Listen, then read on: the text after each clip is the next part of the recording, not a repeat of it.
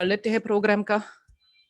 मैं आप लोगों के साथ स्क्रीन शेयर करती हूँ अपनी, और अगर कुछ स्पेलिंग एरर्स वगैरह नज़र आती हैं तो प्लीज़ इसको नज़रअंदाज कर लीजिएगा।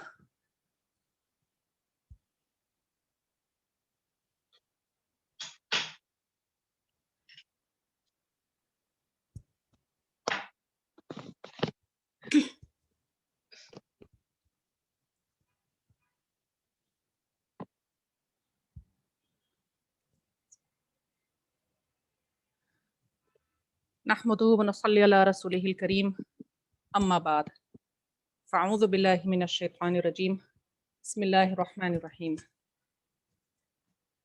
क़ाल अल्लाहु तआला फ़ी किताबिहिल अज़ीज़, मा कान मुहम्मदुन अबा अहदिम मिर रिजालिकुम वलाकिन रसूलुल्लाहि व ख़ातमन नबिय्यीन व कान अल्लाहु बिकुल्लि शैइन अलीमा। वक़ाल रसूलिहिल करीम सल्लल्लाहु अलैहि वसल्लम, अना ख़ातमुन नबिय्यीन ला नबिय्य बअदी। हमारा आज का टॉपिक ख़त्म नबूवत और हमारी जिम्मेदारियां हैं। जैसे अल्हम्दुलिल्लाह हम सब लोगों को मालूम है, नबी करीम सल्लल्लाहु अलैहि वसल्लम अल्लाह ताला के आखिरी रसूल है और हम नबी करीम सल्लल्लाहु अलैहि वसल्लम की उम्मती हैं। अब इस अक़ीदे पे, अक़ीदा ख़त्म नबूवत के ऊपर वक्तन फ़वक्तन मुख्तलिफ़ तौर तरीक़े से हमले होते हैं। तो इन हमलों की को दफ़ा करने के हवाले से या अपने ही अक़ीदे को मज़बूत रखने के हवाले से बहैसियत मुसलमान, बहैसियत उम्मती, बहैसियत आलिमा या गैर भी आलिमा, हमारी क्या ज़िम्मेदारियाँ होती है, इसके हवाले से कुछ हमारी बातचीत हो जाएगी। एक बहुत ही मशहूर किताब है किताब शिफ़ा, जिसको क़ाज़ी अयास रहमतुल्लाहि अलैहि ने तसनीफ़ कर दिया है। इस किताब के अंदर क़ाज़ी साहब ने नबी करीम सल्लल्लाहु अलैहि वसल्लम की 12 हुकूक गिनवाई है। वैसे अगर देखा जाए नबी करीम सल्लल्लाहु अलैहि वसल्लम की हमारे ऊपर तो बेशुमार हुकूक होते हैं, क्योंकि हमारे सबसे बड़े मुहसिन नबी करीम सल्लल्लाहु अलैहि वसल्लम ही है कि इन्हीं के ज़रिए हमको ईमान की दौलत मिल गई है। इनके ज़रिए इंशाअल्लाह ताला हमें आगे जाके शफ़ाअत भी मिली है। लेकिन याद करने को आसान करने की खातिर और हमारे ज़हनी सतह के हिसाब से क़ाज़ी साहब ने 12 हुकूक को गिनवाने पे इक्तफ़ा कर दिया। यहाँ पर स्लाइड के ऊपर ये हुकूक लिखे हुए हैं। सबसे पहले तो आप सल्लल्लाहु अलैहि वसल्लम पर ईमान। नंबर 2, आप सल्लल्लाहु अलैहि वसल्लम से मोहब्बत करना।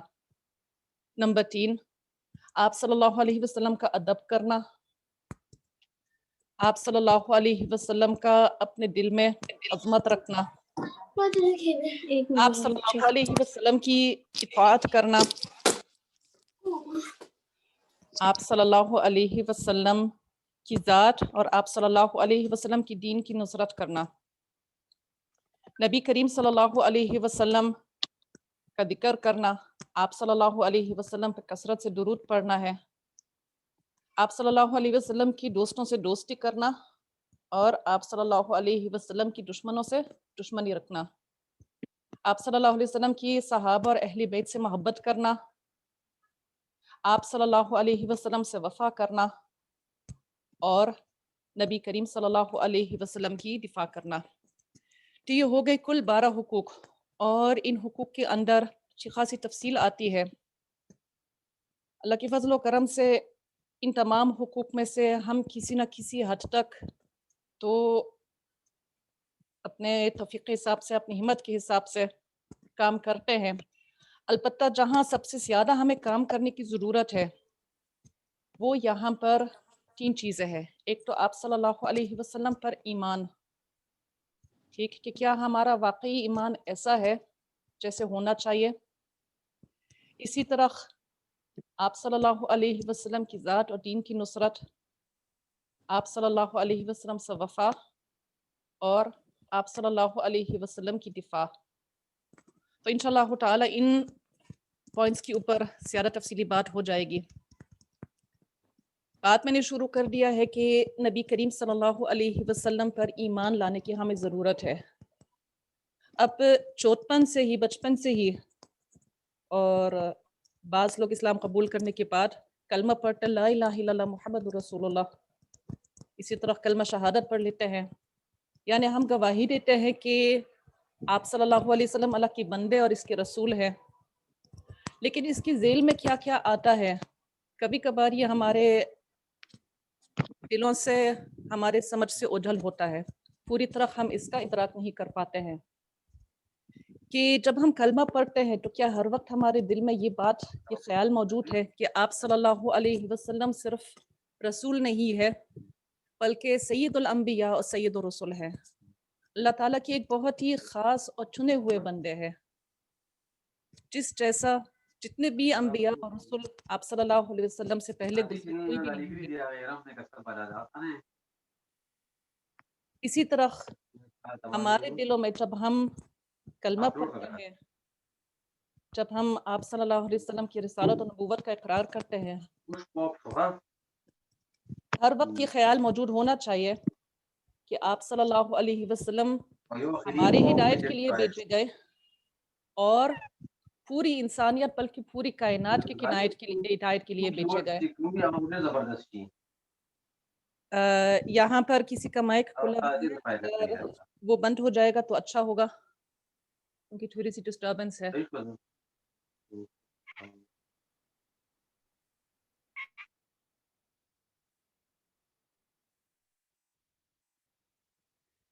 ٹھیک، تو آپ صلی اللہ علیہ وسلم پوری کائنات کی ہدایت کے لیے مبعوث ہوئے، میرے لیے، آپ کے لیے، قیامت کے روز تک جتنے بھی انسان اور جنات، جتنی بھی مخلوق پیدا ہونی ہے، سب کی ہدایت کے لیے آپ صلی اللہ علیہ وسلم کو مبعوث کیا گیا، اور اس حیثیت سے آپ صلی اللہ علیہ وسلم خاتم النبیین بھی ہے۔ ظاہر سی بات ہے، جب کوئی شخص پورے کائنات، تمام مخلوقات، بعثت سے لے کر قیامت کی صبح تک ہدایت کے لیے بیچے گئے، تو اب اس کے علاوہ کسی مزید رسول، کسی مزید نبی کی ضرورت ہی نہیں پڑتی ہے۔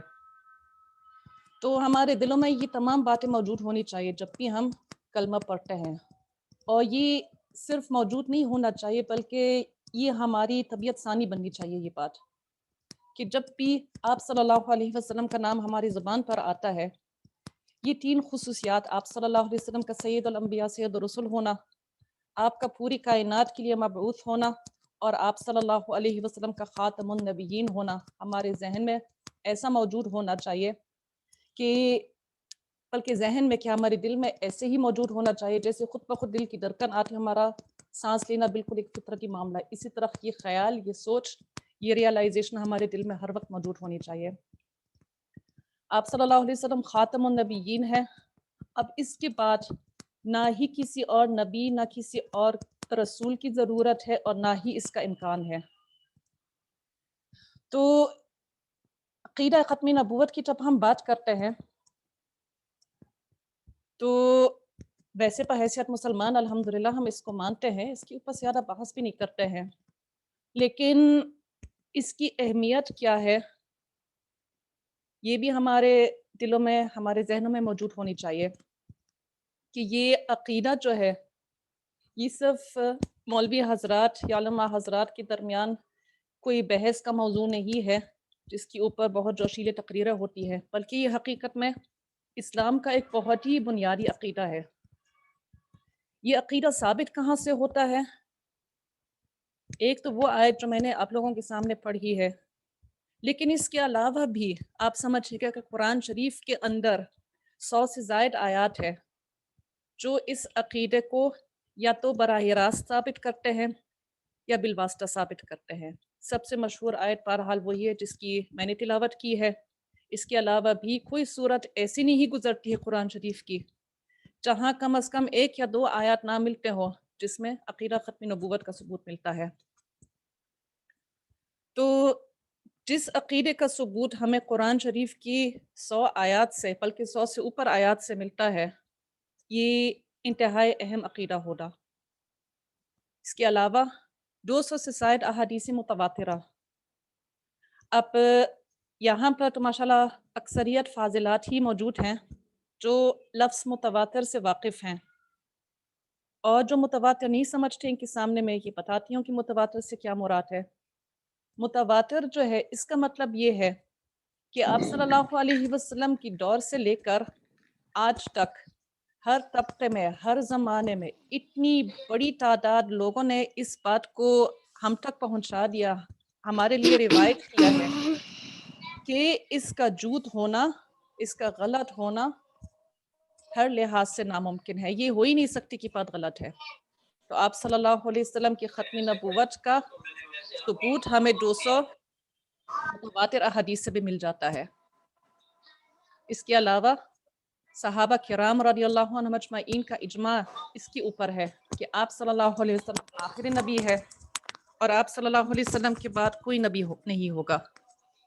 بلکہ اگر ہم تاریخ کو دیکھیں گے، صحابہ کرام کا سب سے پہلے اجماع اسی مسئلے کے اوپر یعنی ختم نبوت کے حوالے سے ہی ہوا، اور جنگ یمامہ کا تذکرہ بڑا مشہور ہے اس ذیل میں۔ جنگ یمامہ کا سلسلہ کیا ہے کہ آپ صلی اللہ علیہ وسلم کے حیات مبارکہ کے آخری دنوں میں ہی دو جھوٹے نبی مدعی نبوت نے ظہور کیا۔ ان میں سے ایک تو اسود انسی تھا اور دوسرا مسلمہ کذاب۔ اسود انسی کا تو نبی کریم صلی اللہ علیہ وسلم کے زمانے میں ہی خاتمہ ہوا ہے، لیکن مسلمہ کذاب کا دعویٰ جو ہے آپ صلی اللہ علیہ وسلم کی دنیا کے رخصت ہونے کے بعد بھی جاری رہا ہے، اور نبی کریم صلی اللہ علیہ وسلم کی اس دنیا سے رخصت ہونے کی وجہ سے یہ ایک بہت ہی زبردست قسم کا فتنہ ہوا۔ حضرت ابو بکر صدیق رضی اللہ عنہ نے اس فتنے کی سرکوبی کے لیے تمام صحابہ کرام کی اتفاق رائے سے ایک لشکر کو بھیجا ہے۔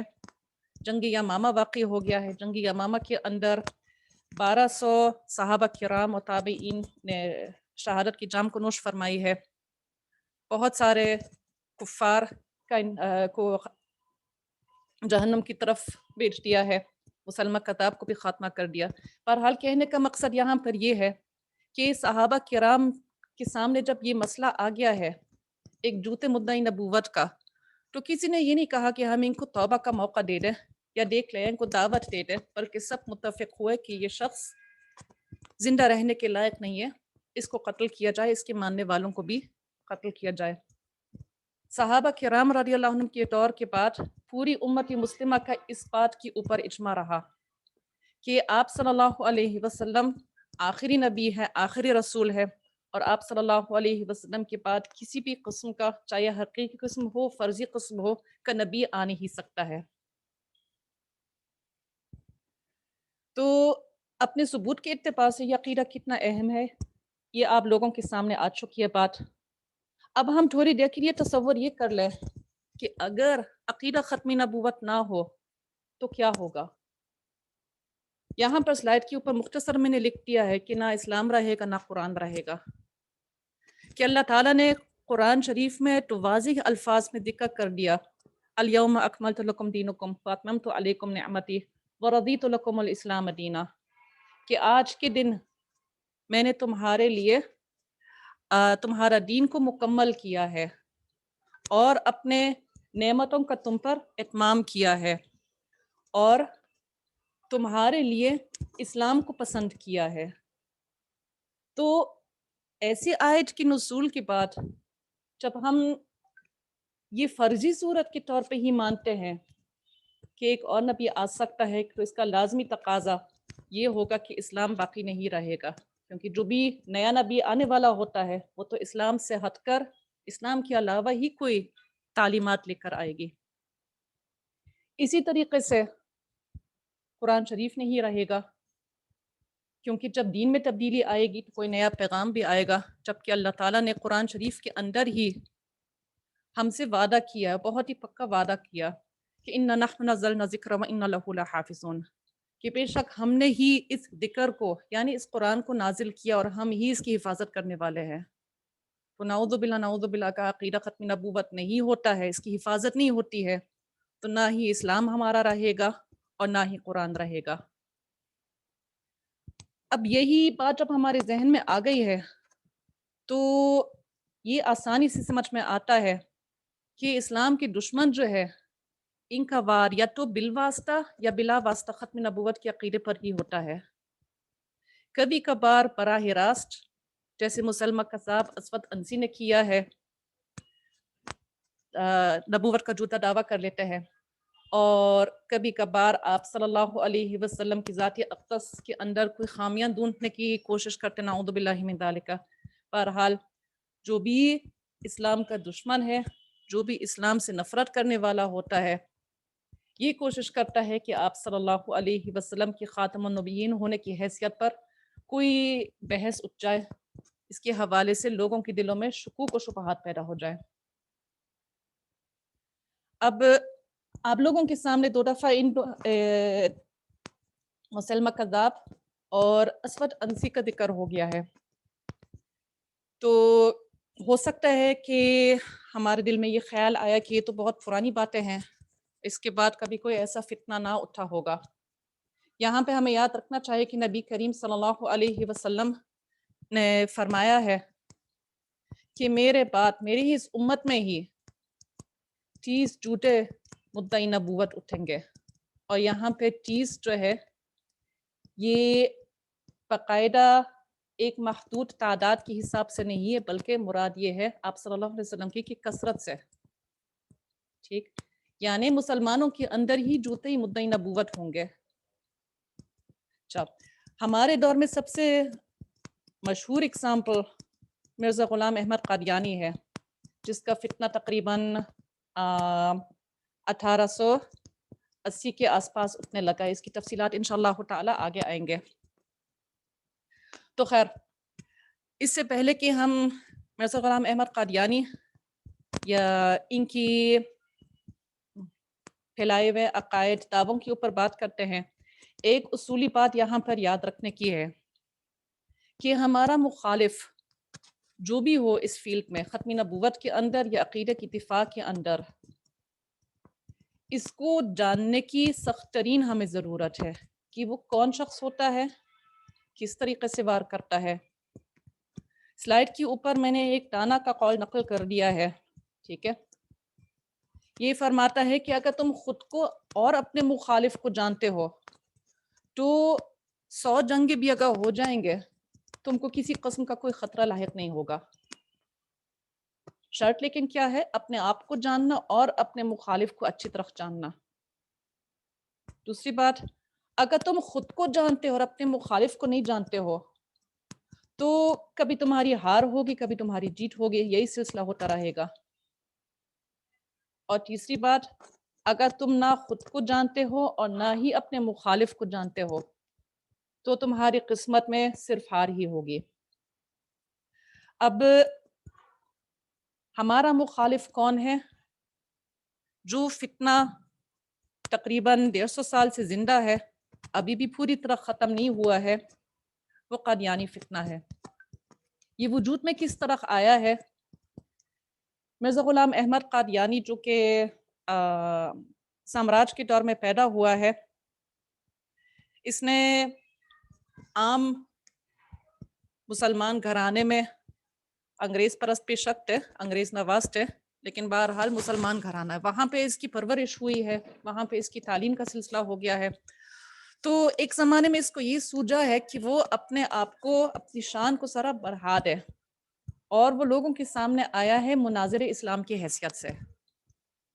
کچھ تقریریں، کچھ لکھنے لکھانے وغیرہ کی کوشش کر دیا ہے، اور اسی طرح سے اپنے آپ کو منظر عام پہ پیش کر دیا کہ میں تو اسلام کی دفاع کے لیے آیا ہوں، ٹھیک۔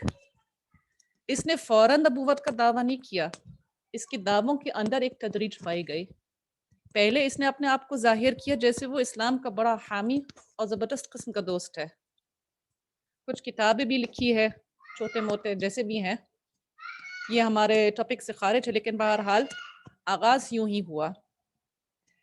جب اس کو اندازہ ہوا کہ کسی حد تک مجھے لوگوں میں مقبولیت مل رہی ہے، لوگ میری بات سن رہے ہیں، تو اس نے اپنے دعوے کو بڑھا دیا ہے۔ اس نے مجدد ہونے کا دعویٰ کیا، یعنی اسلام کو سر جدید بنانے والا، اسلام کے اندر نئی روح ڈالنے والا، اور ساتھ ساتھ ملہم من اللہ، یعنی ایسا شخص ہونے کا دعویٰ کر دیا جس کی دل میں اللہ تعالیٰ باتیں کرتے ہیں، باتیں ڈالتے ہیں۔ تو الہام اور وحی دونوں چیزوں میں فرق ہوتا ہے۔ الہام کا مطلب صرف یہ ہے کہ اللہ کی طرف سے نیک خیالات آتے ہیں، جبکہ وحی باقاعدہ انبیاء کو ہوتا ہے۔ تو 1880 میں اس کے یہ 2 دعوے تھے۔ اندازہ ہو گیا ہے کہ مسلمانوں کی طرف سے کوئی بہت ہی زیادہ سخت رد عمل ابھی تک نہیں ہوا ہے، تو 13 سال بعد اس کی دعووں میں اضافہ ہو گیا۔ مثلی مسیح یعنی حضرت عیسیٰ علیہ السلام جیسا، اور آگے جا کے باقاعدہ مسیح بن مریم ہونے کا دعویٰ کر دیا ہے۔ آگے مزید کیا ہوا ہے؟ امام مہدی ہونے کا بھی دعویٰ کر دیا ہے، اور مسیح موعود کا۔ مسیح موعود سے کیا مراد ہے؟ مسیح موعود ویسے ان کی اپنی اصطلاح ہے، لیکن مسلمانوں کے دل میں یہ بات ڈال دیا ہے کہ جس مسیح کا تم انتظار کرتے ہو کہ وہ آسمان سے اترے گا اور دجال کو قتل کر لے گا، پورے دنیا میں اسلام قائم کرے گا، اب انتظار کی گھڑی ختم ہے، آ گیا، میں ہی وہی مسیح موعود ہوں، یعنی میں وہی عیسیٰ بن مریم ہوں جس کا آنا تم لوگ انتظار کرتے ہو۔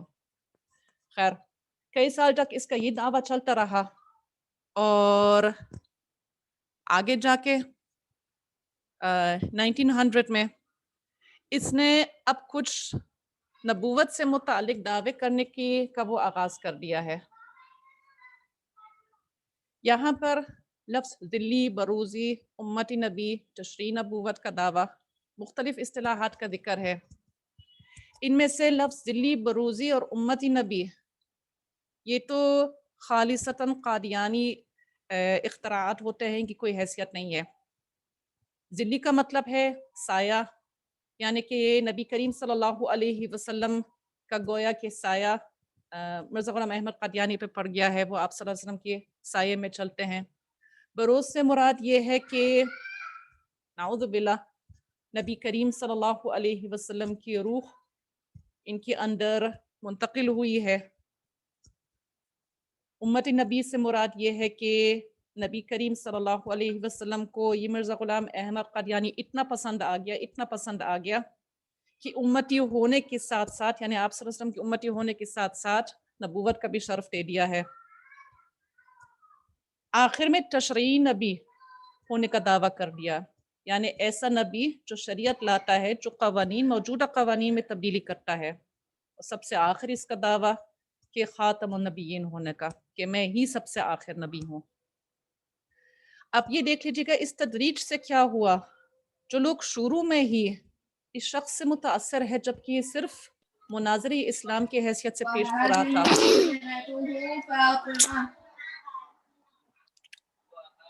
مائک پلیز بند کر لیجیے گا۔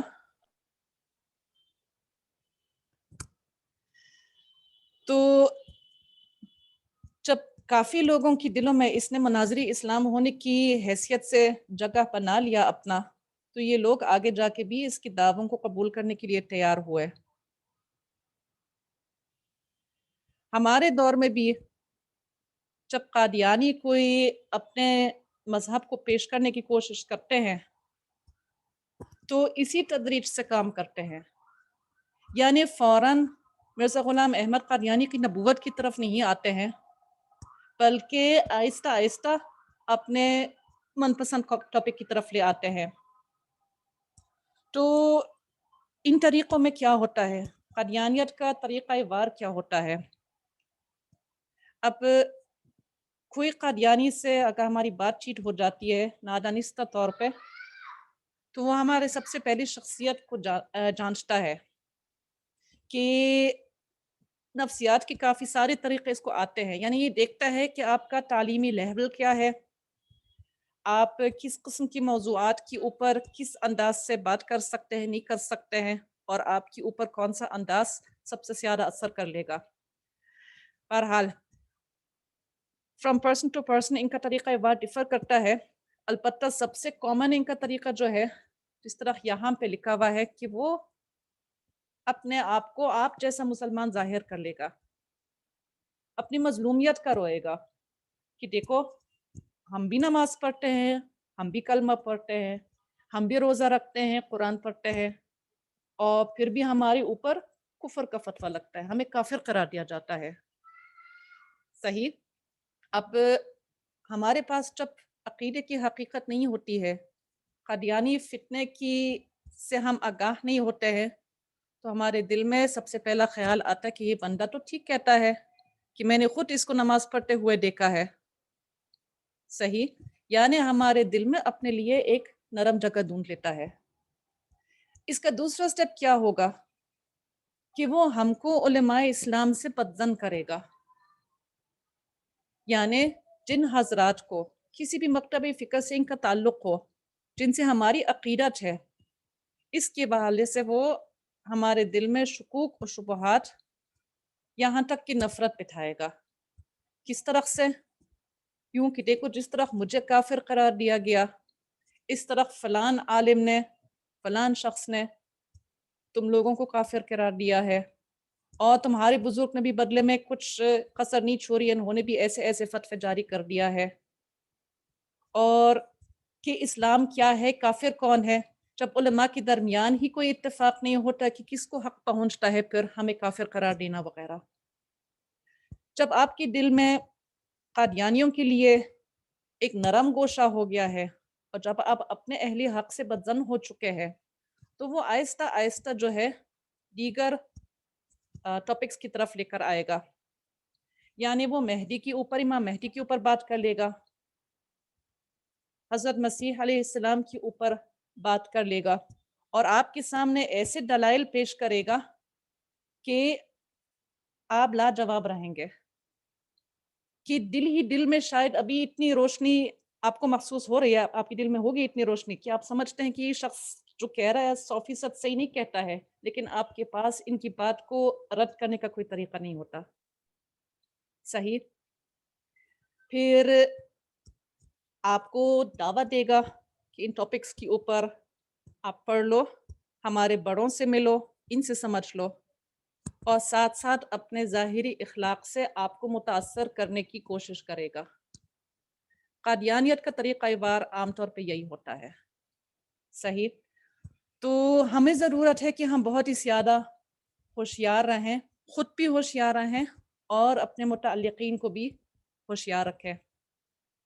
سوال یہ آتا ہے کہ قادیانی جو ہے یہ اپنا دعویٰ آخر کہاں پھیلاتا ہے؟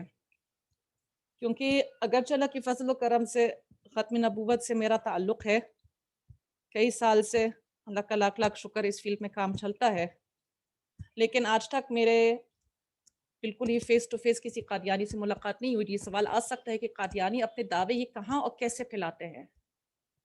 دیکھیں، یہ دعویٰ ہمیشہ ایسی جگہ پہ پھیلایا جاتا ہے جہاں یا تو ذہن کچا ہوتا ہے یا غربت ہوتی ہے. تو قادیانیوں کا حملہ ہوتا ہے ہمارے سکولز اور کالجز میں. ٹھیک. ایسے سکولز اور کالجز میں جہاں اسلامیات پڑھائی تو جاتی ہے، لیکن محض خانہ پوری کی بنیاد پر، کہ بس ہمارے 2 پیریڈز پورے ہو گئے ہیں. بہت ہی زیادہ نہ پڑھنے والے مخلص ہوتے ہیں، نہ پڑھانے والے. تو وہاں پر یہ اسٹوڈنٹس کے اندر اپنا فتنہ پھیلا لیتے ہیں. اور پسماندہ علاقوں میں جہاں وسائل اور تعلیم کی کمی ہے، وہاں پہ تو قادیانیوں کو بہت ہی آسان ہوتا ہے کہ اس کو یہ پوری لمبی تمہید جو میں نے یہاں پر دکھا دیا، اس کو کرنی نہیں پڑتی ہے. بس وہ دیکھ لیتا ہے کہ ان لوگوں کو اپنے عقیدے کے بارے میں کچھ بھی نہیں پتہ ہے. میں سارا اچھا ان کے سامنے اگر پیش آؤں، تھوڑی سی مالی امداد وغیرہ کر لیتا ہوں، کچھ بچوں کو پڑھنے پڑھانے کا انتظام کرتا ہوں مفت میں، تو پھر یہ میرے ہو جائیں گے. تو پسماندہ علاقوں میں جہاں وسائل و تعلیم کی کمی ہے، وہاں پر بھی اس کا دائرہ کار بہت ہی زبردست طور طریقے سے ہوتا ہے. تو یہ قادیانی فتنہ آپ لوگوں کو معلوم ہوگا کہ مختلف ادوار میں اس کے سرکوبی کے لیے ہمارے علماء نے کوشش کر لیا ہے. جب یہ مرزا غلام احمد قادیانی اٹھا ہے اپنے دعووں کو لے کر، تب بھی علماء نے اس کی تردید کی ہے. اس کے بعد سب سے مشہور اگزامپل شاید مقدمہ بہاول پور ہوگا، پھر ہندوستان پاکستان تقسیم ہوئے ہے اور 1953 میں تحریک ختم نبوت چلی ہے. اس کے بعد 1973 میں قادیانیوں کو غیر مسلم اقلیت قرار دیا گیا.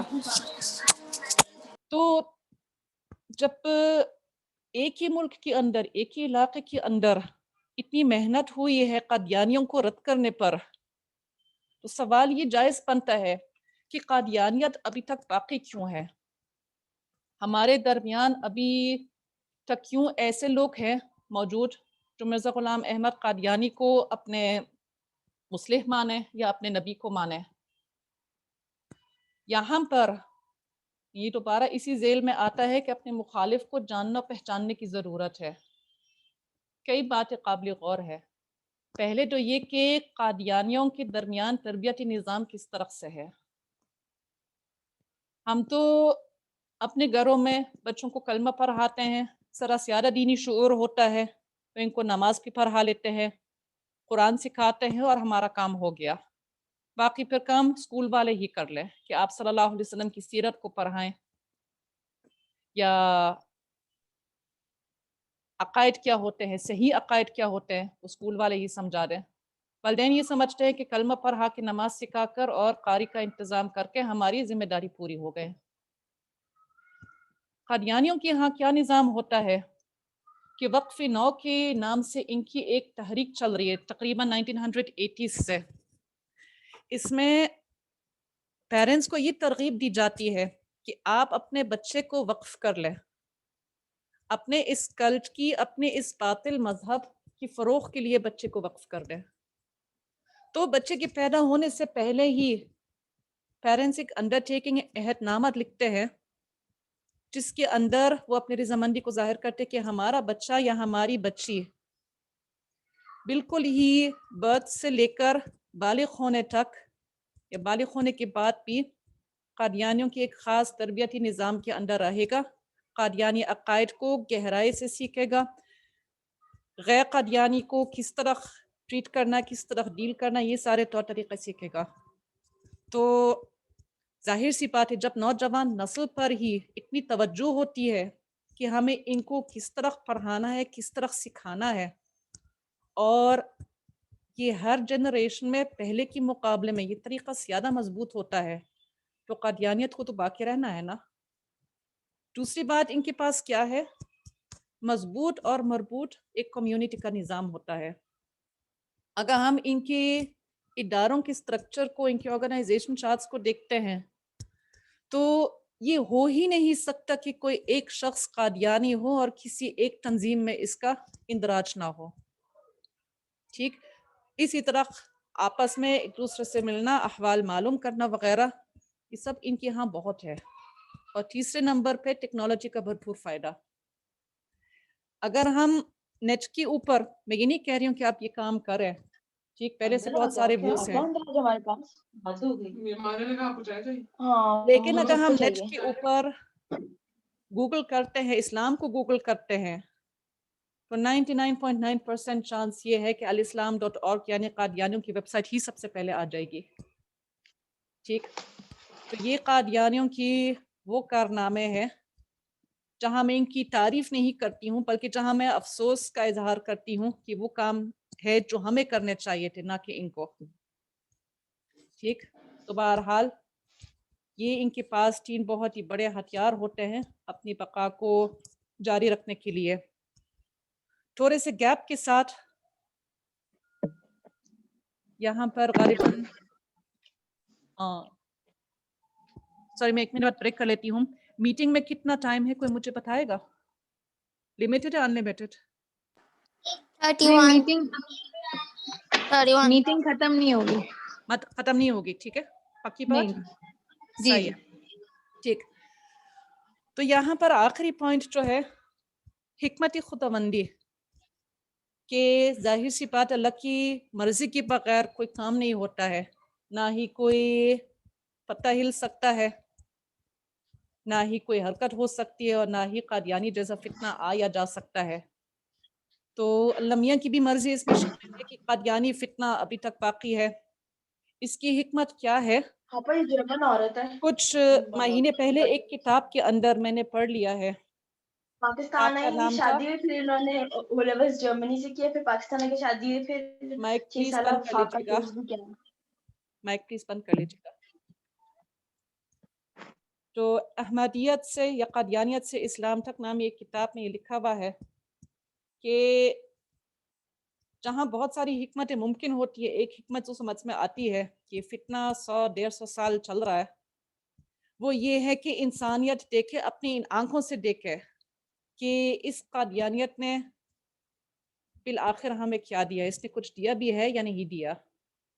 یعنی یہ ہمارے لیے ایک عبرت کا نمونہ ہے کہ اتنے بڑے دعوے کیے ایک شخص نے, اور اتنے سارے اس کے ماننے والے بھی ہیں, لیکن کنٹریبیوشن وائز وہاں پہ بالکل صفر ہے. نہ ہی ان کے کوئی خاص علمی کارنامے ہوتے ہیں, اور نہ ہی ان کا کوئی بہت ہی نمایاں رفاہی کام ہوتا ہے. تو اگر کسی کے دل میں شک و شبہ پیدا ہوتا ہے نا کہ باقی اسلام کے اندر نعوذ باللہ کوئی کمی ہے, تو ہم فوراً قادیانیت کو دکھا سکتے کہ دیکھو انہوں نے دعویٰ کر دیا ہے, اور دعویٰ کب سے چل رہا ہے, کوششیں کب سے چل رہی ہے, لیکن ان لوگوں نے کچھ بھی نہیں دیا.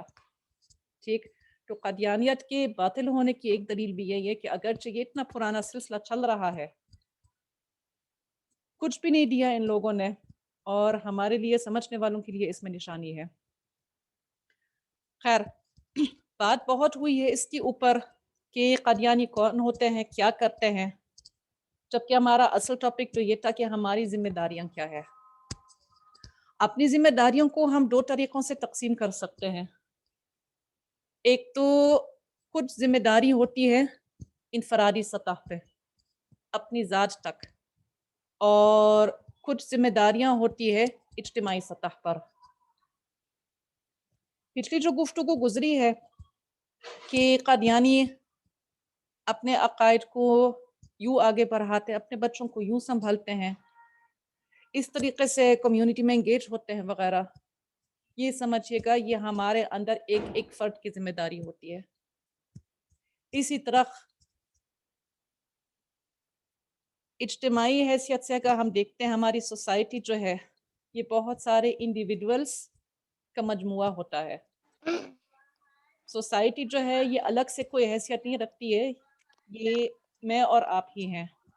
تو یہ ذمہ داریاں اپنی تعلیم کو, اپنے عقیدے کو, اپنے مطالعے کو, اپنی کوششوں کو, اپنے اخلاق کو بلند کرنا, یہ اجتماعی یا معاشرے کی سطح پہ بھی ٹرانسلیٹ ہو جاتا ہے. اب یہاں پر انفرادی سطح کے اندر کیا کیا پوائنٹس ہیں جہاں ہمیں خصوصی طور پہ کام کرنے کی ضرورت ہے, کچھ مثالیں کے ساتھ. دوبارہ کام کی نوبت کو 2 طریقوں سے تقسیم کیا جا سکتا ہے. ایک تو عقیدے کی حفاظت کے حوالے سے ہمارے پاس کچھ آپشنس ہے, بلکہ صرف آپشنس نہیں کہیں گے, آپ سمجھیے گا کہ ضروریات میں سے ہے. سب سے پہلے تو صحیح عقائد کو سیکھنا اور اپنے متعلقین کو سکھانا.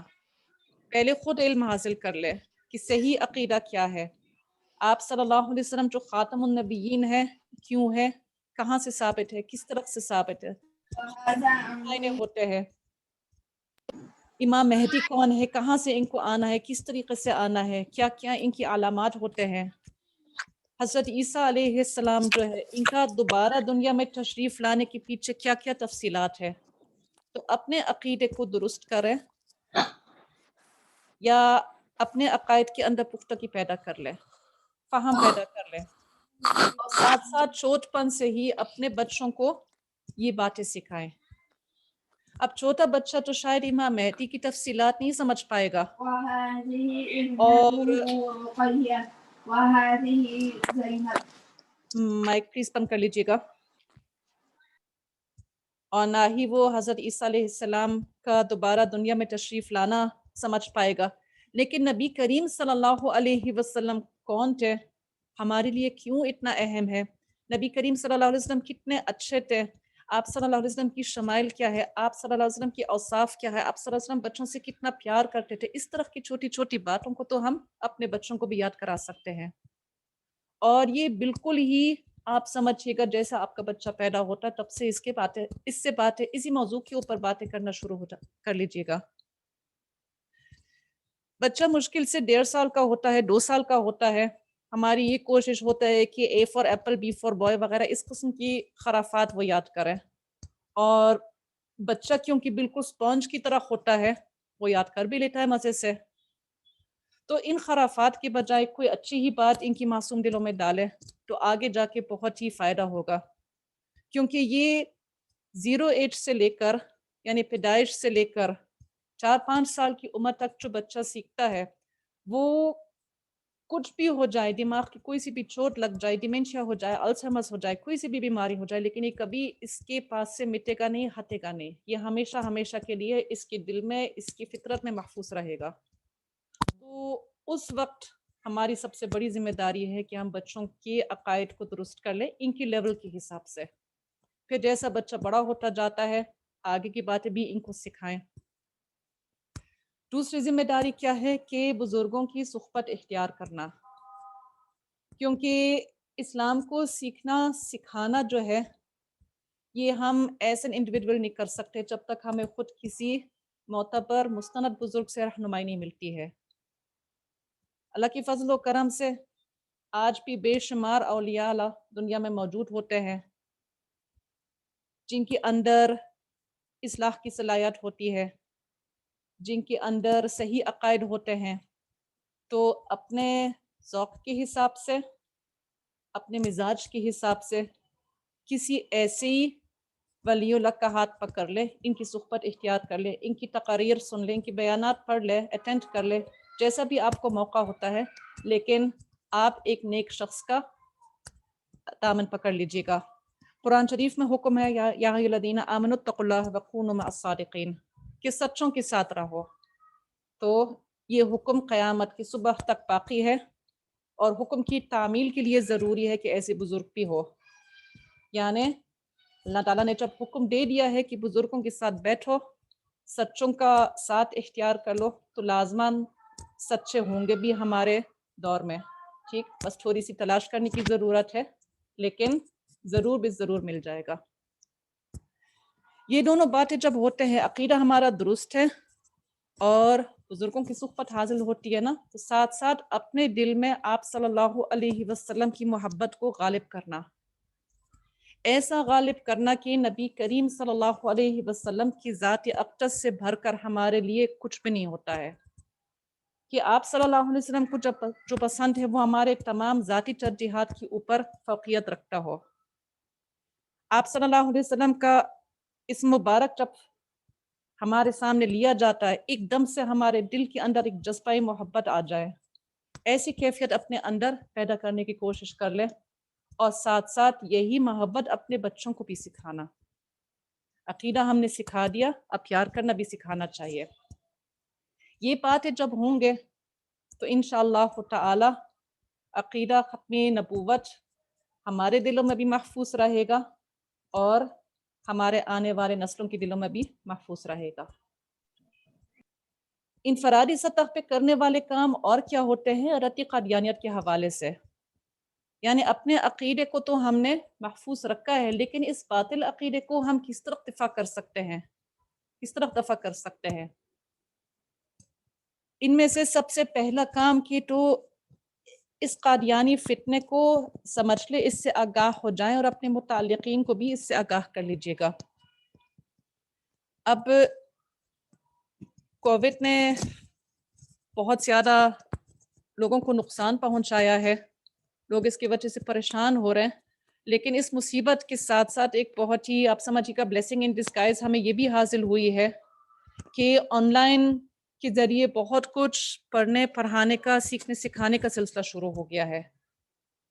تو جو شخص یہ کہتا ہے کہ میں باقاعدہ کلاسز نہیں لے سکتا ہوں, کسی محفل میں نہیں جا سکتا ہوں, تو اب اس کے پاس ٹیکنالوجی کے ذریعے, آن لائن کلاسز کے ذریعے اتنے آفرز ہیں کہ ختم نبوت سے متعلق سیکھیں, فتنہ قادیانیت سے متعلق سیکھیں, کہ اب تو کوئی ایکسکیوز ہی نہیں رہا کہ وہ کہیں کہ مجھے اس بارے میں کچھ بھی نہیں پتا، میں کہاں سے سیکھوں، میرے پاس تو ٹائم ہی نہیں ہے. اگر پھر بھی وہ ایکسکیوز پیش کرتا ہے تو آپ سمجھیے گا کہ یہ سچ نہیں بولتا ہے یہ شخص، اس کا ٹائم کا مسئلہ نہیں ہوتا ہے، اس کے پاس موقع کا مسئلہ نہیں ہوتا، اس کا موڈ نہیں ہوتا ہے. صفحہ ادارے کے اندر ماشاء اللہ تعالی بنات النبی صلی اللہ علیہ وسلم کی ساتھ ساتھ وقتاً فوقتاً پوسٹ جاری ہوتے ہیں، بہترین پوسٹ جن کو پڑھنے میں صرف 1 یا 2 منٹ لگتے ہیں لیکن ان کے اندر بہت زیادہ اثر ہوتا ہے. تو ایسے پوسٹ کے ذریعے ان کو خود پڑھنا اور اپنے ساتھیوں کو شیئر کرنے میں کافی فائدہ ہو سکتا ہے. ایک کام تو یہ ہوا. دوسرا کام کہ قادیانیوں اور قادیانی نوازوں کا مکمل بائیکاٹ کرنا. یہ بائیکاٹ کا ٹاپک ذرا نازک سا ہوتا ہے کیونکہ لوگ اس کی حقیقت سے آگاہ نہیں ہوتے ہیں. اس میں دراصل میں کہ ہم کسی شخص سے پرسنالٹی گراؤنڈز پر نفرت نہیں کرتے ہیں. ہمارا اگر کسی قادیانی سے اختلاف ہوتا ہے وہ اس کی ذات کی وجہ سے نہیں ہوتا بلکہ اس کے عقیدے کی وجہ سے ہوتا ہے، اور اس کی طور طریقوں کی وجہ سے ہمیں اندازہ ہوتا ہے کہ یہ لوگ خطرناک ہوتے ہیں. ٹھیک ہے، ہمارا اس میں ایمان کا خطرہ ہو سکتا ہے، اس لیے ہم ان کو بائیکاٹ کرتے ہیں کہ ہم خود محفوظ رہتے ہیں. دوسری بات یہ ہے کہ یہ ایسے لوگ جو جوتے مدعی نبوت کو سپورٹ کرتے ہیں وہ آپ صلی اللہ علیہ وسلم کی دوست تو نہیں ہو سکتے نا. اور نبی کریم صلی اللہ علیہ وسلم کا بہت ہی زبردست حق ہمارے اوپر ہے کہ آپ صلی اللہ علیہ وسلم کی دوستوں سے ہم دوستی کریں اور آپ صلی اللہ علیہ وسلم کی دشمنوں سے دشمنی کرتے ہیں. تو ان تمام پہلوؤں کو سامنے رکھنا ہمارے لیے بے حد ضروری ہے کہ ہم قادیانیوں کو اور ایسے لوگ جو بظاہر خود تو قادیانی نہیں ہے لیکن ان کے لیے راستے ہموار کرتے ہیں کہ ان کے لیے تو کوئی نرم گوشہ نکالنے کی کوشش کرتے ہیں یا ان کے حوالے سے جو پاکستان کے اندر قوانین نافذ ہوئے ہیں ان کی ترمیم کے حوالے سے کوئی بات کرتے ہیں کہ ہم ان کا مکمل بائیکاٹ کرتے ہیں. سوشل بائیکاٹ بھی، اکنامیکل بائیکاٹ بھی. ٹھیک، آگے یہ ہے، یہ دونوں باتیں تو آپ سمجھیے گا ہر ایک کے اوپر لازم ہے. اب آگے کی جو بات ہو رہی ہے پوائنٹ نمبر 3 کے باقاعدہ کسی تنظیم سے جڑ کر قادیانیوں کا دجل سمجھنا یا قادیانیوں کو دعوت دینا اور مناظرہ کرنا سیکھنا سکھانا. یہ اگر کوئی کر سکتا ہے تو بہت اچھی بات ہے. یہ آپ سمجھیے گا کہ مستحب کے درجے میں آ جائیں گے کیونکہ ہر ایک کے پاس واقعتاً اتنا ٹائم نہیں ہوتا کہ بحث مباحثہ سے میں مصروف ہو جائے، اور ہر ایک کے پاس مناظرہ کرنا، ڈیبیٹ کرنا، دعوت دینے کی صلاحیت بھی نہیں ہوتی ہے، یا تنظیم سے وابستہ ہو کر قادیانیت کو تفصیل سے پڑھنے کا موقع نہیں ہوتا ہے. تو خیر اگر کوئی کر سکتا بہترین ہوگا، اور ماشاءاللہ پاکستان کے اندر ہی کئی انتہائی مستند ادارے ہوتے ہیں جن سے انسان جڑ سکتا ہے. ان میں سے سب سے پہلے تو عالمی مجلس تحفظ ختم نبوت کا ذکر ہوگا، دیگر ادارے بھی ہوتے ہیں ماشاءاللہ. تو خیر کسی ایک ادارے سے آپ جڑ جائیں، سیکھیں اور سکھائیں جس کے لیے یہ کام کرنا ممکن ہو. اجتماعی سطح کے اندر ہمارے پاس کیا ذمہ داریاں ہوتی ہیں کہ جتنے بھی باتیں یہاں پر فرد کی حیثیت سے ہوئے ہیں یہ ہمیں پورے سوسائٹی میں بھی عام کرنا ہوگا، اور ساتھ ساتھ بحیثیت معاشرہ اسلامی اخلاق کو بھی اپنانا ہے. اگر ہم باہر نکل جاتے ہیں ضرورت کی بنیاد پر، خواتین تو ضرورت کی بنیاد پر ہی نکلتی ہیں، تو جو ہمیں راستوں پہ حال نظر آتا ہے، چاہے ٹریفک کا حال ہو، چاہے گندگی کا حال ہو، چاہے بازاروں کے اندر بدتمیزی کا حال ہو، ٹھیک، ان سب چیزوں کو ہمیں ختم کرنا ہے. دوبارہ ایسے اخلاق کو لے کر آنا ہے جن کے اوپر واقعی مسلمان فخر کر سکتا ہے کہ ہاں ہماری صحیح تصویر یہی ہے. لیکن یہ کام جو ہے اسلامی اخلاق کو لے کر آنا وہ اوروں کا کام نہیں ہوتا، وہ ہمارا اپنا کام ہوتا ہے. یعنی جہاں ہم گندگی کی شکایت کرتے ہیں کہ دیکھو کتنا کوڑا پڑا ہوا ہوتا ہے، وہاں پہ سب سے پہلے اپنے گریبان میں جانچنے کی ضرورت ہے کہ کیا ہم خود تو کچرا ادھر ادھر نہیں پھینکتے ہیں. اپنے گھر کی صفائی تو کر لیا اور کوڑا گیٹ کے سامنے ڈال دیا، دوسرے کے گیٹ کے سامنے ڈال دیا. تو معاشرے کے اندر بھی سب سے پہلے اپنے آپ کو دیکھیں. جو برائی آپ کو معاشرے میں دکھتی ہے آپ سمجھیے گا کہ اس کو سب سے پہلے اپنے اندر ہی ختم کرنا ہے. اسی طرح شروع میں ہی یہ بات ہو رہی تھی کہ قادیانی جو ہے پسماندہ علاقوں میں جہاں وسائل اور تعلیم کی کمی ہے وہاں پہ ہمیں ایکٹیو ہونے کی ضرورت ہے. ٹھیک، جو کام ہمیں کرنے چاہیے، غریبوں کا خیال رکھنا، ان کی تعلیمی اخراجات، ان کی علاج و معالجے کا سلسلے کو، اس کے اخراجات پورا کرنا، یہ ان کی ذمہ داری نہیں ہے، یہ ہماری ذمہ داری ہے. اور ہم میں سے ہر ایک جو بھی صاحبی حیثیت ہے، کسی کے پاس کم، کسی کے پاس زیادہ، لیکن یہ ذمہ داری ہم سب کو پورا کرنا ہے. اسی طرح سے اپنے اندر ورک ایتھکس، اپنے اندر ایمانت داری پیدا کرنے، معاشرے کے اندر جتنی بھی برائیاں ہیں اپنے سے شروع کر آہستہ آہستہ ختم کرنا ہے. پھر دیکھیے گا چند دنوں کے اندر ہمارا انشاءاللہ تعالی پاکستان کیسا بہترین اسلامی معاشرے کا مثال بن جائے گا. تو ہماری 1 گھنٹے کی نشست ہونی تھی اور وقت بھی مکمل ہو گیا ہے. جتنی بھی باتیں یہاں پر ختم نبوت، عقیدے کی حفاظت، حضرت قادیانیت سے متعلق ہوئے ہیں، آپ یہ نہ سمجھتے کہ یہ ایک بہت ہی معمولی کام ہوتا ہے، بلکہ یہ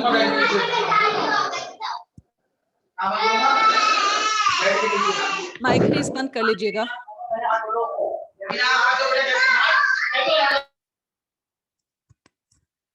یہ کام کوئی معمولی نہیں ہوتا ہے. ٹھیک، بلکہ آپ سمجھیے گا کہ جو بھی اس کام میں، چاہیے وہ چند لمحوں کے لیے، ہر روز چند لمحوں کے لیے ہی میں مصروف ہو جاتا ہے، وہ سمجھ لے کہ نبی کریم صلی اللہ علیہ وسلم کا ایک طرف سے باڈی گارڈ بنا ہے کہ آپ صلی اللہ علیہ وسلم کی ذات کی دفاع کرتا ہے. کیونکہ نبی کریم صلی اللہ علیہ وسلم کی خصوصی شان یہ ہے کہ آپ خاتم النبیین ہیں. ٹھیک، تو باڈی گارڈ جو چنا جاتا ہے، ٹھیک ہے، اگر بالکل ہی کوئی دنیاوی مثال ہی دینا چاہتے ہیں، کوئی سیلیبریٹی کہیں جاتی ہے یا ہمارا کوئی پرائم منسٹر پولیٹیشین کہیں جاتا ہے تو بہت سے لوگ یقیناً یہ شوق رکھتے ہیں کہ ہم ذرا وہ اس کے قریب آتے ہیں، اس کی حفاظت کرتے ہیں کہ قرب بھی حاصل ہو جائے گا اور ساتھ ساتھ ہماری بھی شان کچھ بڑھے گی. لیکن جتنے بھی اپلیکنٹس ہوتے ہیں اس کام کے لیے، اور یہاں پہ دنیا کی بات ہو رہی ہے، ٹھیک ہے، دنیاوی لوگوں کی، ان میں سے صرف بہت کم خوش نصیبوں کو موقع ملتا ہے. تو جب یہ دنیا کے اندر قانون چلتا ہے کہ بہت سارے اپلیکنٹس میں صرف ایک آدھ کو ہی چنا جاتا ہے، تو آپ سوچے گا کہ نبی کریم صلی اللہ علیہ وسلم کی ذات کی جب حفاظت کی بات ہو رہی ہے تو اللہ تعالیٰ کس طرح چناؤ کرتے ہیں. آخری سلائڈ پر میں نے ہمارے ایک بزرگ کا قول لکھا ہے، ٹھیک ہے، فرماتے ہیں کہ جس طرح حضرت محمد صلی اللہ علیہ وسلم کے لیے امتی کا چناؤ اللہ تعالیٰ خود کرتا ہے، اسی طرح تحفظ ناموس رسالت کے لیے امت میں خوش نصیب امتیوں کا چناؤ بھی اللہ تعالیٰ خود ہی کرتے ہیں. یعنی یہ سمجھیے گا کہ اگر ہمارے آج کی گفتگو کے نتیجے میں آپ کے اندر ختم نبوت کے حوالے سے کام کرنے کا جذبہ پیدا ہو گیا ہے تو آپ انشاءاللہ تعالیٰ ان خوش نصیبوں میں ہیں جن کو اللہ تعالیٰ نے اس کام کے لیے چنا ہے. اور ساتھ ساتھ پھر شکر کے ساتھ ساتھ یہ دعا بھی ضروری ہے کہ ایک دفعہ جب توفیق ہوئی ہے کہ مرتے دم تک ہم اس کام سے لگے رہیں اور کہ اللہ تعالیٰ ہماری ان کوششوں کو قبول فرمائے. سبحانک اللہم و بحمدک نشہد ان لا الہ الا انت نستغفرک و نتوب الیک. درود شریف پڑھ لیجئے گا اور اگر کوئی سوال کرنی ہے تو سوال بھی کر لیجئے گا. اللہم صلی علی محمد وعلی آل محمد کما صلیت علی ابراہیم وعلی آل ابراہیم انک حمید مجید. اللہم بارک علی محمد وعلی آل محمد کما بارکت علی ابراہیم وعلی آل ابراہیم انک حمید مجید. السلام علیکم. باجی پوچھنا یہ ہے کہ ہم خواتین جو گھر سے باہر نہیں نکل سکتی ہیں تو ہم کس طور پر اس کار خیر میں جڑ سکتی ہیں؟ سب سے آسان اور ہمارے دور میں سب سے بااثر طریقہ یہ ہے کہ آپ سب سے پہلے تو پڑھیں، اور جو بھی آپ کو گروپ کے اندر، فیس بک پیج کے اندر، ٹھیک ہے، ٹویٹر کے اوپر آپ کو ایک مفید بات نظر آتی ہے، آپ اس کو شیئر کر لیجیے گا. ٹھیک، آگے جا کے بنات النبی جو کہ عالمی مجلس تحفظ ختم نبوت کا ایک شعبہ ہوتا ہے، ان کی مختلف سوشل میڈیا گروپس ہوتے ہیں، وہاں پہ آپ شرکت اختیار کر سکتی ہیں، اور گھر سے نکلنے کے بغیر بالکل ہی اپنے گھر میں بیٹھے بیٹھے ہی آپ اس کار خیر میں شریک رہ سکتی ہیں.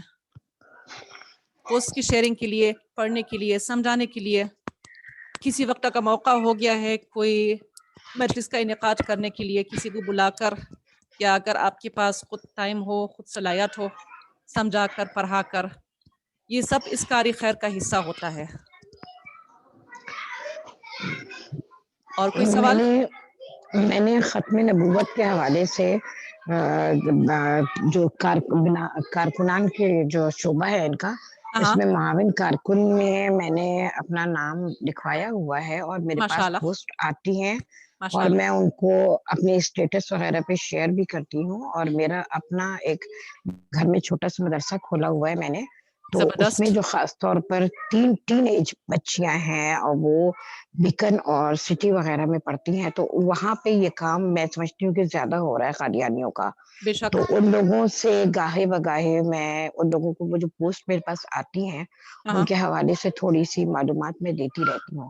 لیکن مجھے لگتا ہے کہ یہ بہت ناکافی ہے، مجھے اس سے آگے بڑھ کے کچھ کرنا چاہیے. لیکن ایک ایج میری زیادہ ہے، اور دوسرا میں گھر سے کوئی نکلنے کی کچھ ایسی ہے سلسلہ ہے کہ میں گھر سے نکل نہیں سکتی ہوں. تو لیکن میں چاہتی ہوں کہ اس فیلڈ میں آگے بڑھوں اور میں کچھ کروں، ٹھیک ہے. تو اس کے لیے مجھے رہنمائی چاہیے. تو جس گروپ سے آپ کو یہ آج کی لنک ملی ہے یا پوسٹ ملی جی ہے، جی ٹھیک ہے، جی جی اس کی ایڈمن سے آپ بات کر لیجیے گا، انشاءاللہ تعالی آگے آپ کے لیے کچھ کوشش کر لی جائے گی کہ انتظام ہوگا. انشاءاللہ تعالی. ٹھیک ہے. ایک انشاءاللہ تعالی. جزاک اللہ انشاءاللہ خیر. ویاکم. کسی اور نے ہینڈ ریز کر دی ہے، غالباً بنت امین ہے. جی السلام علیکم. وعلیکم السلام ورحمۃ اللہ. معلومہ میرا نام مہوش ہے، اور میں نے یہ آن لائن کورس جو ہے ختم نبوت کا، یہ آلریڈی کیا ہے. اس سے کیے ہوئے کچھ مجھے 10 ماہ ہو چکے ہیں. ٹھیک ہے. سرٹیفکیشن بھی ہے میرے پاس اس کی، میں نے on line he what's app کے گروپ کے تھرو کیا تھا. ٹھیک ہے. اب مجھے پوچھنا ہے کہ اگر اس کار خیر میں ہمیں خود آگے بڑھنا ہو تو ہم ہم کیسے بڑھیں؟ مطلب خود سے مطلب ہے کہ ہم اس کو آگے اگر بڑھانا چاہیں تو ٹھیک ہے، واٹس ایپ اسٹیٹس پہ لگا لیا، لوگوں سے بات کر لی، جن سے ملاقات ہوئی. اب اس کو آگے کیسے بڑھائیں؟ جیسے اگر میں اپنے ماحول کی بات کروں تو میرے گھر میں دین کا ماحول نہیں ہے، وہ میں اکیلی ہی کر رہی ہوتی ہوں. تو اور میں نے مدرسے کا کورس بھی کیا ہے عثمانیہ سے 3 سال کا، ٹھیک ہے. تو کراچی میں. تو اب مجھے اس کو اگر آگے پھیلانا ہے یا اس کی بات آگے کرنی ہے یا اس کار خیر میں جڑنا ہے کسی بھی طریقے سے، تو وہ میں کیسے جڑ سکتی ہوں؟ دیکھیے، آپ نے اپنا کورس کس ادارے سے کیا ہے؟ جی، ختم نبوت کا کورس کس ادارے سے کیا ہے؟ میں نے آن لائن تھا، یہ راول پنڈی کا کوئی مدرسہ تھا جنہوں نے مجھے آن لائن اپنے گروپ میں شامل کیا تھا، اور وہاں سے میں نے کیا تھا. میں ٹھیک ہے، مدرسے کا ماشاءاللہ. نام صحیح ہے. تو دیکھیں، ایک طریقہ تو یہ نا کہ جہاں سے جس سورس سے آپ نے یہ کورس کیا ہے وہاں پر آپ ان سے کانٹیکٹ کر لیں اور اپنے آپ کو رضاکارانہ طور پہ پیش کر لیں کہ میں صحیح. آگے اس طرح زیادہ ایکٹیو ہونا، اس میں شریک ہونا چاہتی ہوں. ہوں. آپ نے باقاعدہ کورس کیا ہے اور ایک ادارے سے ہی کیا، تو میں سب سے پہلے تو آپ کو مشورہ دیتی ہوں کہ ان سے اپنا رابطہ قائم رکھیں. دوسری ٹھیک ہے. بات، جس طرح غالباً آپ سے پہلے شبانہ باجی تھی کہ آپ بھی مجلس والوں سے، بنات النبی سے کانٹیکٹ کر لیں. ان کے اندر بہت کام ہو رہا ہے ماشاءاللہ. مجلس کے علاوہ بھی کئی ادارے ہیں، چاہے شبان کے نام سے ہو، چاہے لندن میں موجود ادارے ہو، تو ایکٹیو تو ماشاءاللہ سارے ہیں اور بہترین کام کرتے ہیں. ٹھیک، کیونکہ میں یہاں پر ایک نیوٹرل حیثیت سے بیٹھی ہوئی ہوں، تو میں کسی خاص تنظیم کی میں آپ کو ترغیب نہیں دیتی ہوں. آپ یہ دیکھ لیجیے گا کہ آپ جی. کے ماحول میں کیا مناسب ہے، آپ کو کس کا طرز پسند آ رہا ہے، لیکن باقاعدہ کسی تنظیم سے آپ جڑ جائیں. انشاءاللہ تعالیٰ آپ کی تربیت بھی ہو جائے گی اور آپ کو خوب کام کرنے کا بھی موقع ملے گا. آپ سے ایک چھوٹی سی ریکویسٹ ہے, مجھے آپ کا جن گروپ سے ملا ہے وہ صفا والوں کا گروپ ہے, مجھے صرف بالکل. اتنا تھوڑا سا اگر آپ لوگ ہمیں آپشنز دے دیں نا کہ یہ ادارے ہیں یا ہاں یہ آن لائن کورس ادارے ہیں جو آن لائن کورسز پرووائڈ کریں, تو ہم ان سے جڑ جائیں, کیونکہ کافی دفعہ ایسا ہوتا ہے کہ کچھ اداروں میں رضاکارانہ خواتین اتنی زیادہ ہوتی ہے ماشاءاللہ, اور اتنا بڑھ چڑھ کے کام ہو رہا ہوتا ہے کہ اس میں نئے لوگوں کی ضرورت نہیں ہوتی ہے. تو اگر ہمیں آپشنز مل جائیں گے تو ہمارے لیے تھوڑی سی آسانی ہو جائے گی, کیونکہ نئے گھر لوگوں بیٹھے آن لائن کی کورسز ڈھونڈنا تھوڑا سا ہاں مشکل ہو جاتا ہے ہمارے لیے. نئے لوگوں کی ضرورت ہے. یہاں پہ تو میں شاید اختلاف ہی کرنا چاہوں گی, کیونکہ یہ مسئلہ ہی ایسا ہے کہ جتنے لوگ ہوں اتنا ہی اچھا ہے. بے شک بے شک. ٹھیک, تو جس طرح آپ سے پہلے والی خاتون سے میں نے کہہ دیا نا کہ ایڈمن سے بات کر لے, جس کے ذریعے آپ کو یہ لنک ملا ہے, انشاءاللہ جی تعالی آگے آپ کو گائیڈ کر دیں گے. جزاکم اللہ خیر. ٹھیک, اور کوئی اگر سوال ہے تو ہینڈ مجھے ریز نظر آتے ہیں.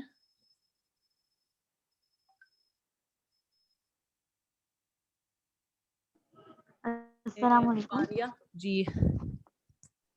مجھے جو ہے مس وعلیکم زارا السلام جی.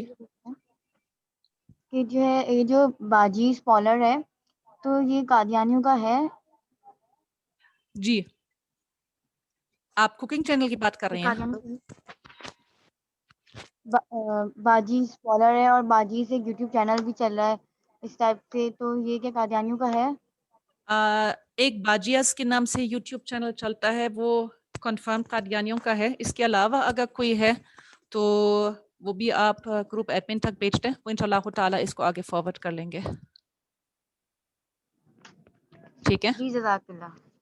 کیونکہ کون سا ادارہ قادیانیوں کا ہے کون سا نہیں ہے وہ اس پہ تنظیمیں ہی صحیح طرح نظر رکھتی ہیں, اور پاکستان کے اندر ادارے جو ہوتے ہیں وہ پاکستانی تنظیمیں زیادہ دیکھتی ہیں, باہر کے ادارے جو ہوتے ہیں وہ باہر تنظیمیں دیکھتی ہیں.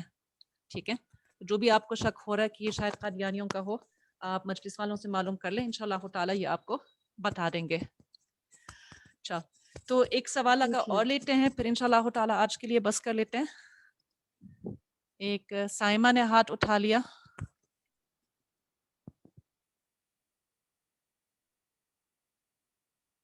سائمہ عدنان, آپ نے ہاتھ ریز کیا. السلام علیکم ورحمۃ اللہ وبرکاتہ. وعلیکم السلام ورحمۃ اللہ وبرکاتہ. ہاں, آپ سے مل کے سنا ماشاء اللہ سن کے بہت اچھا لگا, جزاکم اللہ. بہت فائدہ بھی ہوا. اللہ تعالیٰ آپ سے اور بھی یہ کام لے, اللہ جزائے خیر دے. آمین آمین. اور ویسے یہ ہے کہ ایک تو صحیح طرح ہمیں جو یہ قادیانی پروڈکٹس اور ان چیزوں کے بارے میں تفصیل اگر کہیں سے مل جائے نا, جی یہ چیز یہ ہے, ان سے مطلب یہ بائیکاٹ کریں, یہ نہ استعمال کریں, ٹھیک ہے. یہ یوز نہ کریں. ایک تو یہ بہت آسانی ہو جائے گی, کیونکہ آج کل تو بہت زیادہ لیفلیٹس ملتے ہیں آپ کو, بہت زیادہ جی بالکل. آپ کو برانڈ بتایا ہوتے ہیں کہ یہ قادیانی, پھر پتہ چلتا ہے کہ نہیں قادیانی نہیں ہے, کسی اور تنظیم سے ان کا تعلق ہے.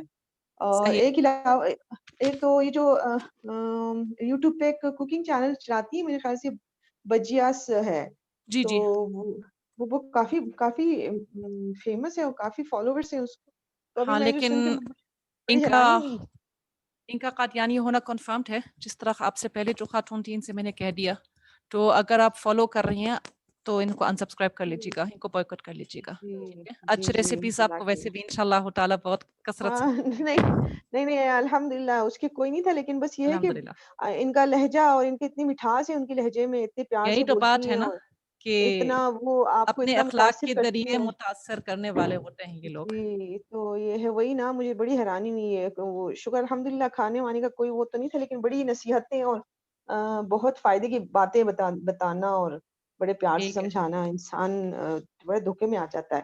اور ان اللہ کے خیر علاوہ کرے. آپ سے پوچھنا تھا کہ مطلب اگر یہ ختم نبوت جو ہے نا ان کے ممبر بننا, اس کا کیا طریقہ کار ہوگا؟ وہی آپ جس گروپ سے آپ کو یہ میسج ملا ہے نا آج کے لنک کا, وہاں کی جی ایڈمن جی, سے آپ بات کر لیجیے گا, انشاءاللہ تعالی آگے جا کے آپ کو گائیڈ کر لیتے ہیں. بارک اللہ, جزاک اللہ خیرا, علیکم. بارک اللہ فیک. السلام علیکم وعلیکم ورحمۃ اللہ. السلام ورحمۃ اللہ وبرکاتہ. تو میرے خیال میں آج کے لیے اتنا کافی ہوگا, سوالات شاید سارے مکمل ہیں. اگر سب شرکا کی طرف سے اجازت ہے تو مجلس کو ختم کر لیتے ہیں. جس نے عشاء پڑھنی ہے عشاء پڑھ لے, جی کھانا السلام کھانا علیکم. کھانا کھا لے. وعلیکم السلام.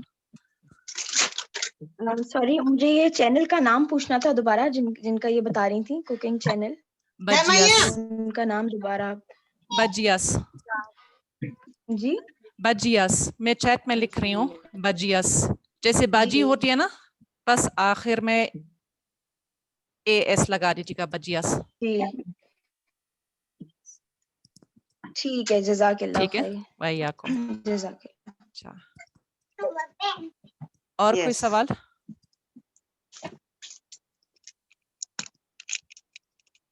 ٹھیک تو میں میٹنگ کو اینڈ کر لیتی ہوں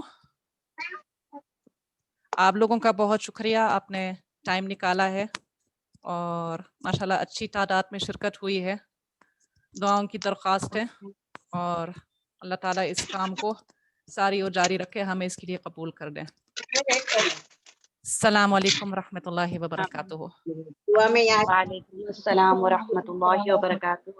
دعا میں یاد. آپ سے بھی گزارش انشاءاللہ کل ہماری اس کورس کی آخری کلاس ہوں گی تو پھر شرکت کر لیجیے گا دوپہر 4 سے 5.